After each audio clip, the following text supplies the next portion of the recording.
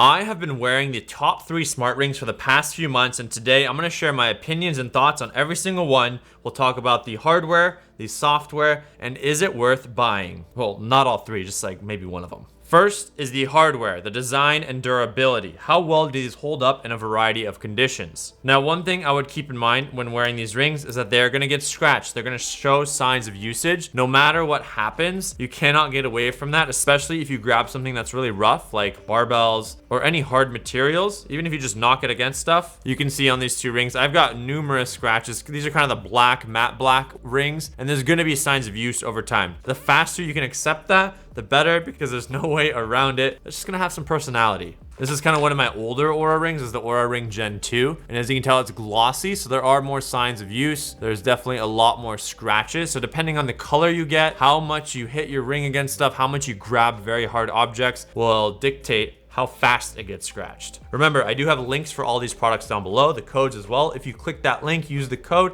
it helps support the channel so I can keep buying products, keep making videos. In terms of what they look like and feel like, the Ultrahuman ring is probably the one that's the most subtle. This is the Ultrahuman AIR. It almost looks like there's no sensors. It is probably the lightest, the thinnest, and the most normal looking ring out of the 3. There are sensors right here on the bottom, but there is a little micro bump here on the bottom, but it is kind of hard to tell that that is the bottom of the ring. Other than that, it's pretty hard to actually dictate that you're wearing the ring properly. I would be mindful to make sure that little bump is on the bottom of your finger, because that's going to get you the most accurate numbers. The RingConn and the Oura Ring are probably the most similar. The RingConn actually has more of a squarish circular shape. As you can tell, it's kind of flat on this edge, flat on this edge, but then it's rounded around the corners. It has 2 big bumps as well as 1 more sensor in the middle. So you can see that right there. There's 2 protruding bumps that kind of come out. Same thing with the Oura Ring, except it has 3 bumps. So they kind of have bumps. I think these sensors just get closer to your fingers. Not sure how that changes the accuracy, but there's 1, 2, 3. And I try to make sure that these bumps and all the sensors are on the bottom of the finger, because that's where you're gonna get the most accurate data. On the Oura Ring, for this specific version, there is a little notch, and that I just make sure that's bottom of my finger. So, you know, sometimes you grab things, it moves around. So I'll just readjust it throughout the day. I like to feel for the notch and kind of do that with my eyes closed. The RingConn ring, because it has more of a square style shape, I can kind of put it on and it's less likely to move around. This is what the RingConn ring looks like on my finger. If I put it on my ring finger, I can't really like squeeze my hand entirely closed. That's gonna happen with any smart ring. They're all big, they're all thick. So just be ready and be mindful for that. The Oura Ring, the same thing. These are both size 13. They're going to be a little bit bigger. Sometimes I like to put it on my pointer finger, depending on how swollen it is that day. For some reason, my fingers have gotten more swollen. I used to wear size 12, but now I wear size 13. If you put it on your pointer finger, it's going to be less in the way. So that's one thing to keep in mind. Middle finger is also an option, but your fingers can press up against it. The ring finger is going to have the most amount of like, uh-oh, my pinky's a little off. If you get on your pointer finger, that's probably the best choice. And make sure the sensors are on the bottom. So that's kind of what it's going to look like. It's going to be thick. Sadly, I lost my Ultrahuman ring at a dinner. We'll talk about that later. But this is what the Ultrahuman ring is going to look like. I'll put it on my pinky. It does feel like it's thinner. It's definitely a lot lighter out of all the 3 rings. And it can be the most normal, but still know that it's going to be a bit thick. Can't get away. You're jamming in batteries, hardware, sensors in these rings. They're going to be a little bit thicker. Like I said, I lost my Ultrahuman ring, and the reason for that is because I sweat. You know, I get really warm very fast, and if I wash my hands, right, there's moisture now between my fingers and the rings, and it feels uncomfortable, and I just don't like that sensation. I've been wearing rings for a long time, and I just haven't gotten used to it. So anytime I wash my hands, anytime I eat food, if I know my hands are gonna get dirty, or if I'm gonna work out, I take the rings off, right? As soon as you take an object off, there's a higher likelihood that you're gonna leave it somewhere, you're gonna forget it, whether it's in the shower, at a restaurant, whatever it is. So I've realized that I can't wear the rings outside. I learned my lesson. I only wear it at home when I'm sleeping. That's where it comes down to what your personality is. I'm not a ring person. It's easier for me to wear something on my wrist, and I'm less likely to lose it. If it's on my bicep, I'm even less likely to lose it. So when it comes to these smart sleep and fitness trackers, sometimes you need to find the one that you're gonna wear and not lose. And that can be more important than what kind of sensor it is, what kind of feature it has. So keep that in mind. In terms of colors, they have a wide variety of colors. You can find the one that best fits you. I prefer black, matte black ideally. They do have shiny blacks as well, but they kind of settle in pretty well. I know people who have smart rings and their battery just dies and they still wear it as kind of a fashion statement, but they don't charge the rings. It breaks my heart a little bit, but that just shows you that you can wear this ring and you don't need the smart features to make it a part of your daily accessory wear. Finger size. So when it comes to sizing, one thing, I am a size 12 and 13-ish. One thing that was interesting is RingConn actually sent me a size 12 because I can wear size 12 usually on my ring fingers. The Ultrahuman, I did get a size 12 and it fits pretty well. The Oura Ring, I also got a size 12. It fits pretty well. But when I grabbed the size 12 RingConn ring and I tried to slide it on, it's a bit tighter than the other rings. So these ones come off pretty easily if I want to slide this on. It gets stuck. As you can tell, the size 12 gets stuck on my finger, whereas the Ultrahuman is like smooth, like there's a little bit of space. The Oura Ring, there's also a little bit of space. For some reason, the RingConn ring, I had to go with a size up. I don't know why. Maybe it's just like how it's more square shaped. It feels a bit smaller on a size 12. So when it comes to sizing, make sure you get the sizing kit. I highly recommend you wear the size that you want for 24 hours because your fingers are going to change in thickness throughout the day. And if you feel comfortable with that one, stick with that one. And the sizing from one brand to the other is not going to be exactly the same, so be mindful, use the sizing kit. Now, when it comes to battery life and charging, I think the one that has become my favorite is the RingConn. This charging experience is outstanding. They give you this little like charging hub case, so if you're traveling and you need to charge it, you just slide your RingConn in, close it. So satisfying. Oh, I could do this all day. Boom, and this is the charging case. And now this has battery, it's gonna charge the ring, and I think this holds like 90 days of charges. So now once this is done, I can pull it out and start using the ring. I don't need to plug this in until the charging case itself is out of battery. So that's amazing for travel. And the ring doesn't fly around, it doesn't move, you know, if things get knocked. Versus the Ultrahuman and the Oura Ring chargers, they're in these little like charging pads, which are, you know, they fit your ring size. And one thing to note is your charger is only going to work for your ring size. The Ultrahuman and the Oura Ring chargers are like these little charging pads. So, you know, if you flip it, the rings fall off, they come off. You need to make sure it's on a flat surface. It doesn't move around much. And it just slides perfectly into place. It's exact to the size of the ring that you have, so you can't use your friend's charger. But this is what they look like. They're all USB-C, which I appreciate. All three of these systems, so that's like a must-have. Great job. I would love to see maybe a magnetic version. One interesting thing that I have seen in the past from like other rings, these are not my first smart rings, is a very small magnetic charger, which this is the circular ring. It's got a charging unit right there, and it's got some prongs on the ring itself, and you go ahead and slide it on. This is super neat because it's a USB-C charger. It's the smallest, one of the smallest chargers that I've seen. So I think that's super fascinating. It doesn't stick as well. Like this is also more likely to fall off. So that's another thing to keep in mind, but I would love to have like a travel version where it'd be super small. This is the Motive ring. This company went out of business, but they have the smallest charger right here. It's magnetic, 2 prongs, it slides on, and bam, this is my very first smart ring. So you have your 3 different sizes of chargers, right? The very small, kind of USB plugins. You have your charging pads, and then you have an entire charging case slash travel box. So that's one thing to keep in mind. I love the travel box, it is big. I would love to have kind of a variation, right? This is like my home charger, and this is my travel charger. In terms of battery life and charging time, they all vary, right? It's gonna be dependent on which features do you have enabled. How often do you wear the ring? Because I only wear mine mostly at night. Are you placing your ring in a brightly lit place or a dark place? Because that's gonna impact how much the algorithm turns on the LEDs on and off. These will mostly get you 3 to 7 days of battery life. So they'll mostly get you through the weekend if you need, but if you are traveling any more than that, you do need to bring your charger with you. I have a lot of rings, also varying sizes. So one thing to keep in mind is, hey, my friend has an Ultrahuman ring and I have an Oura Ring. Can I use their charger? Chase the Summit sent me a text and he said, hey, actually you might be able to. You could place, they might work. I don't know if it's legally allowed, but there is a probability that you could place one of these rings on there. I don't think they work perfectly, but if you line it up in a certain way, they could work. The other thing to keep in mind is if you're traveling, you're visiting a friend, and they also have an Oura Ring and you want to use their charger, most likely you cannot, because these charging blocks are exact to your size. So this is a size 12 Oura Ring. This is a size 13 Oura Ring. What I could do is take a larger ring and put it on a smaller pad. It's gonna wiggle around a little bit more, but I do know if I line it up and I push it right there, it will charge. The light just needs to be on, but it's not gonna be perfect and you just need to be smart about it. But if you have a smaller ring, there is no way that you can charge it with a bigger ring, so keep that in mind. It might work, you know, 1 to 2 sizes, but anything more than that, I don't think you could charge a size 13 on like a size 6 ring. Another thing to keep in mind is the company and the brand, how much funding they have. Most of these companies are startups, right? They're just getting going. Motive, they had a great product, it was working, but they went out of business, so this is no longer supported. So that's something to keep in mind. If you're gonna buy a ring, especially because it's such a new space, I would highly recommend you go with just a bigger brand name who might be around longer, who might have more funding, because they're more likely to stick around as a company. Typically, you don't wanna buy a product from a company that might go out of business. You know, in this world of health and fitness, there are a ton of new startups. So if you are buying something that's up and coming, just be mindful. that if the company goes out of business, you might lose some support for that product. But then again, look at Amazon Halo. That's a big company and they still shut it down. Nothing is safe. Now let's talk about software and the entire app experience. These are the 3 rings. We've got the Ultrahuman ring, we've got the RingConn ring, and we've got the Oura Ring. This is the homepage of the app as soon as you load it up.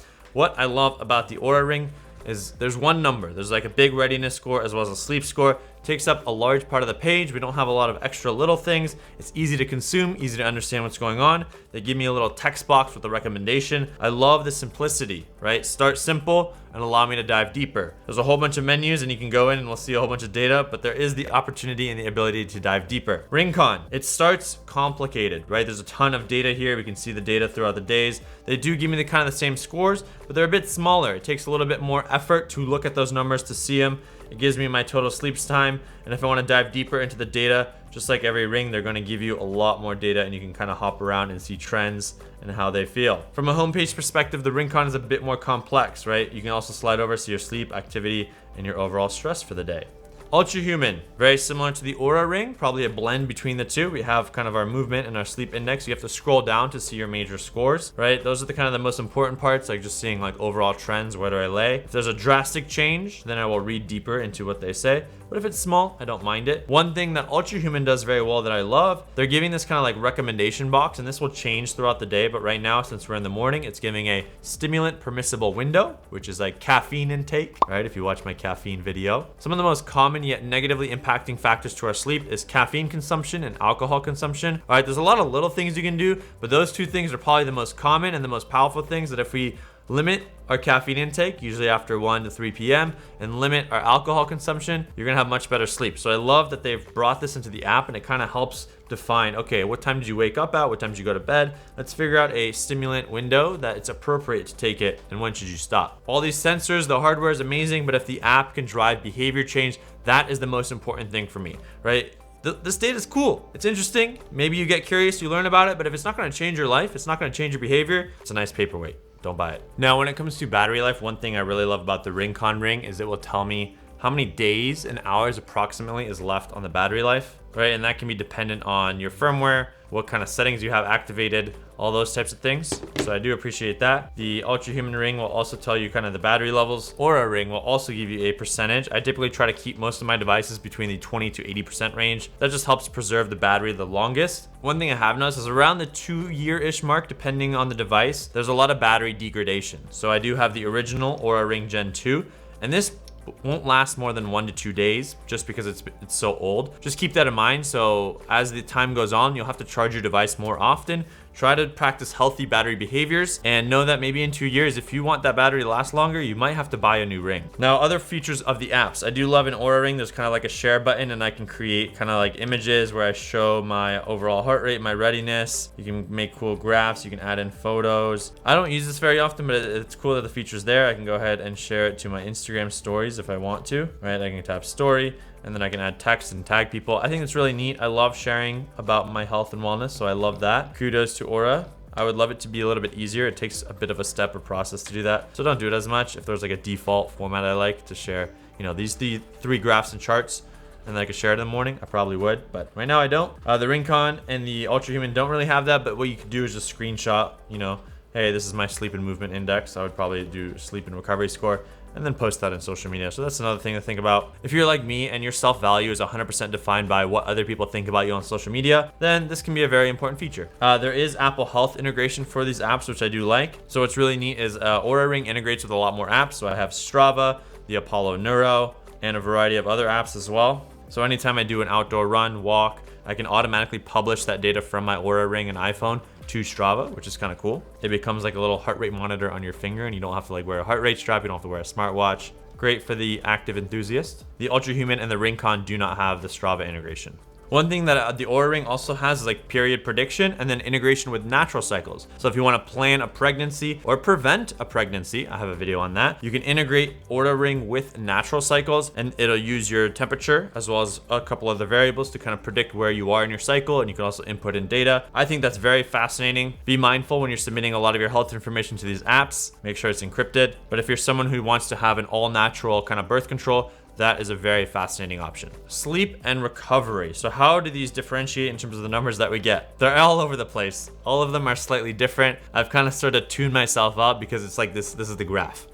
Wow, wow, wow, wow, wow. But when there are like drastic changes, whether I'm ill, I want to make sure that these numbers are accurate. I had the original Ultrahuman ring and I noticed the temperature numbers were off. The new Ultrahuman AIR hopefully is more accurate. But when I am sick, I do know that my Oura Ring, my Whoop, and my Apple Watch will show that my wrist temperature, my finger temperature has changed, like it's increased +1. They can be off maybe by 0.3-ish degrees, but for the most part they do show an overall trend in elevation. As you can see here, the Oura Ring showed a spike in temperature on August 14th, whereas the RingConn just showed no change. If we also go to August 3rd, which is the day I broke my foot, there was a slight increase, 0.5, and a 0.8 on the Oura Ring. So these are the numbers that I want to make sure that they actually increase. And if we look at the same skin temperature on the Ultrahuman Ring, we can see it's pretty steady. There are no spikes. So there is definitely no similarities in correlation to the Oura Ring again. I'd love to see a closer correlation of the Ultrahuman Ring to the Oura Ring. Obviously, I don't know which one to trust, but I do trust the Oura Ring a lot right now. The RingConn ring, we can kind of see how the offset changes if I go day by day. Typically, if it's not more than 1 degree offset, you're probably fine because your body's going to change. But I do notice that if I eat a lot before bed, if I drink alcohol, these numbers, my body temperature can go up. That's not the only number I look at. I really love looking at heart rate variability, as well as kind of total sleep time. Like I can go down and look at my sleep stages, but one thing I noticed is Oura Ring introduced like a sleep beta. And if I would toggle that on and off, the sleep stages would drastically change. So I was like, okay, for the past 2 years, I've been listening to these other sleep stages, and now you're telling me with the algorithm update, my sleeps are drastically different than what they were. So I've come to the point, I've decided that I just don't look at sleep stages anymore. I look at total sleep time and heart rate variability. So what I like about those is I can go into the sleep sections for both of these and see kind of my heart rate variability for that night. They'll give you like overall trends, kind of like how did you sleep, what your overall oxygen saturation was. All 3 rings will give you almost all the same data. They'll just show it to you slightly differently. I love that Oura Ring does a good job of like, hey, if we're not getting the right information, we're just gonna give you gaps. So I respect that they're recognizing that the information might be off and it's not gonna be displayed in the graph. Whereas I've noticed with other wearables, they could just give you like random noise and it's actually not valuable at all, right? You get your sleeping heart rate here, your sleeping HRV, and your blood oxygen throughout the night, right? Take all this information with a grain of salt. If I'm in the 90 to 99% range, I don't look at SpO2 because there is a margin of error for all these products, right? And where does that margin of error come from? A couple factors. One, if the ring is not perfectly snug, right? There is a little bit of space here. This kind of wiggles. That can lead to light leaking and thus the numbers being a little bit more inaccurate. If I have tattoos on my fingers, that can also cover up the sensors and not allow you to get the most accurate data. Our finger thickness will change. So throughout the day, if your finger thickness changes, like that's going to impact it. And if it moves around, sometimes these rings will like slide and they'll be upside down. And if the LED diodes are on the top, you're going to get much less accurate data than when it's facing downward. Depending on the finger you wear, how warm it is, how well your blood is flowing through your skin, like skin perfusion. These all impact the accuracy. And for a ring that doesn't change size, it's very hard to match a ring to a finger where your finger does change size. So take all this information with a grain of salt. I'm just going to do a quick show of what these apps are like. So this is the Ultrahuman app. You can see your movement, your sleep, and your recovery index. You got your heart rate, your skin temperature, the data from last night. It imports from Apple Health as well as gives you recommendations throughout the day. So if we go back a day, you can see there's a long list of recommendations.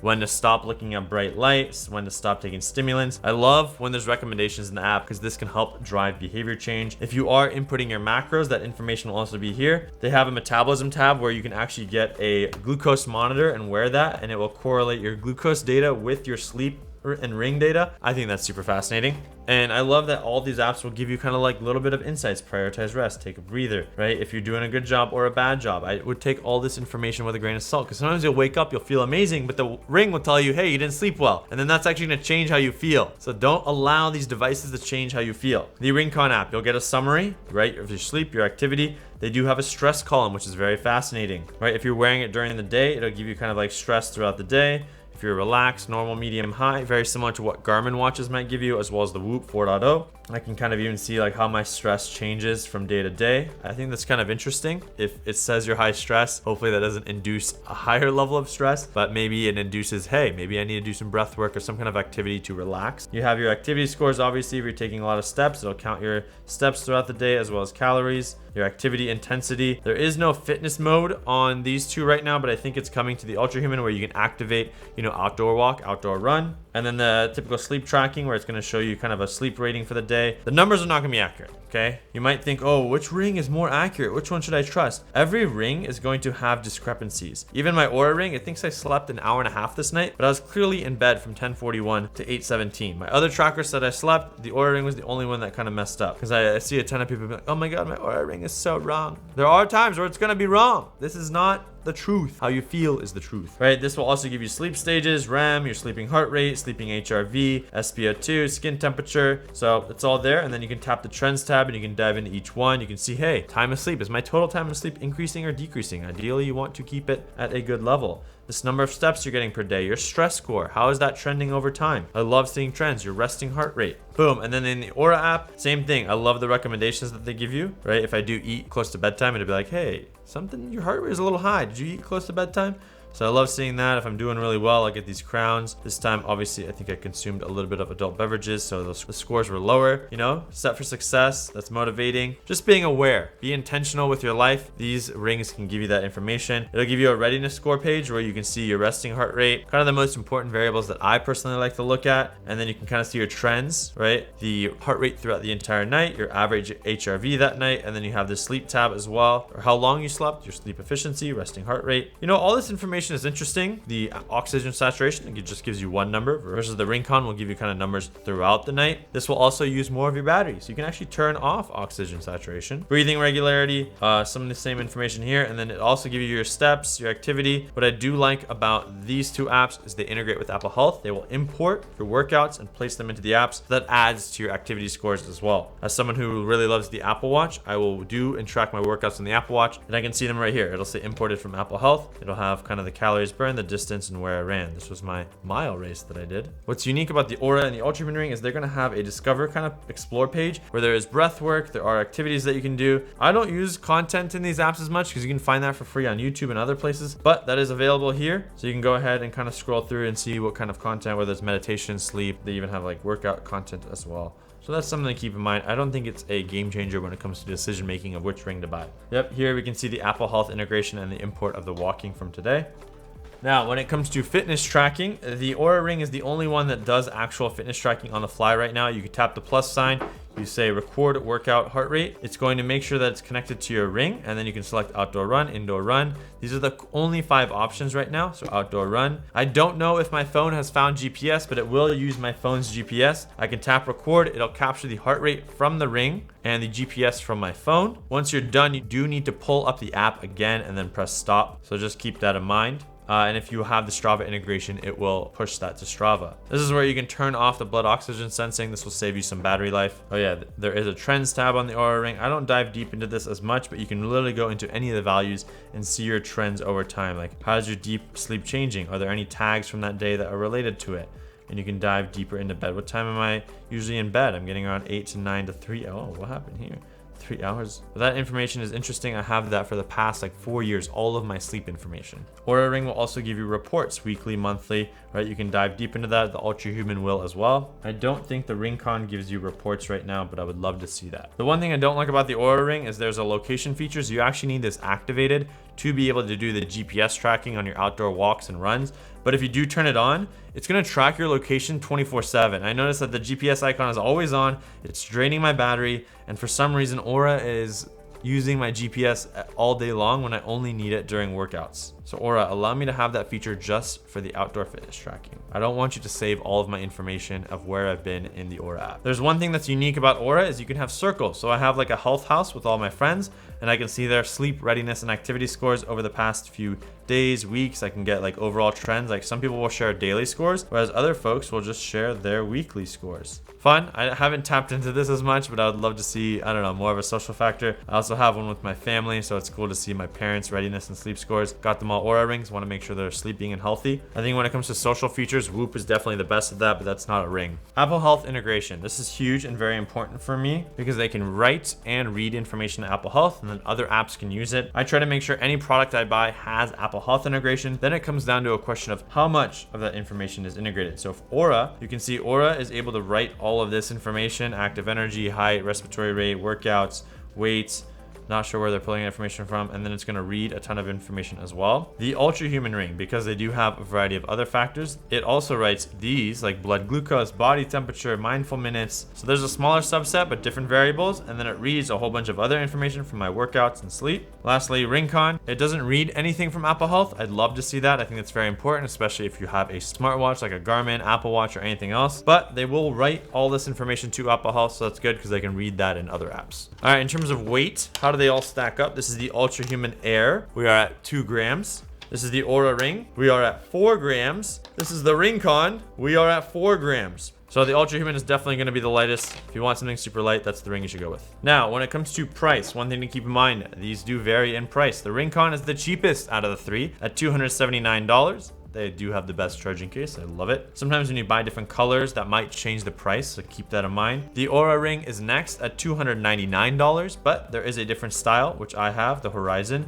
which will go up to $349. If you do get different colors, that can also increase. But the Oura Ring does have a membership, so it is $599 USD per month. Keep that in mind. That will add on the price. That's a little under $72 per year, so keep that in mind, right? If the Ring battery life lasts you about 2, maybe 3 years, that's another price to tack on. Ultrahuman ring starts at the highest price at $349. They have 2 colors here. And another thing to keep in mind is ring sizes. The Ultrahuman will go up to 12, whereas the Oura and the RingConn will go up to 13. So if you have very chunky fingers like I do, your max will be 12 on the Ultrahuman ring. All right, the Oura rings can get pretty pricey. The rose gold is $549, the gold is $499. If you get the Gucci ring, I think it's like $949. So depending on how bougie you want to get, I love the stealth. That's my favorite color. I have the Horizon Stealth currently.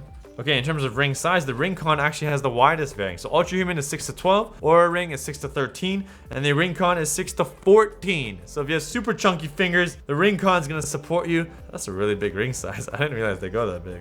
Now, which ring should you buy? I think if you're trying to improve your sleep, track your recovery, buy any of these rings that best fit your needs, your price tag. They're all relatively good. Oura Ring has been the largest player in the game, so I just trust that they're going to stick around longer. Ultrahuman has been updating their software as fast as possible, so if you're willing to bank on future features, that might be the one to go with. RingConn, I think, has the least features available, but if you're trying to save money, then the RingConn is the way to go. Remember, the best way to save your money is not to buy products, but if you do, Oura Ring, I would rank the best, Ultrahuman, the second best, and RingConn if you're trying to save money. Remember, if you plan to buy any of these products, the discount codes and links are down below. They help support the channel. Follow me on Instagram, Strava, and Twitter at ShervinShares. Since you enjoyed this video, go watch my other smart ring, smartwatch review videos. They'll help you decide maybe you don't need any of this stuff. Like I said, don't buy it. Don't buy it. Why'd you click add to cart?